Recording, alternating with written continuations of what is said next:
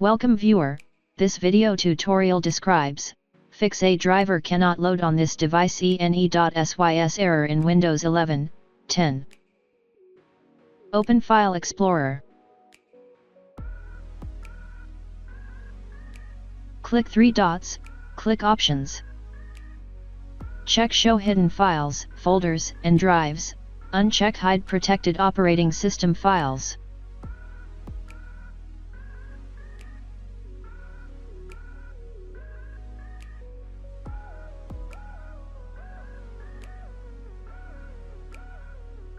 Delete ene.sys.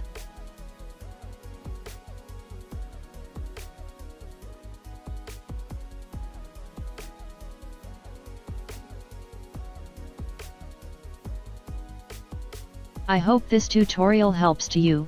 Please like, share and don't forget to subscribe our channel. Thank you very much. See you next video.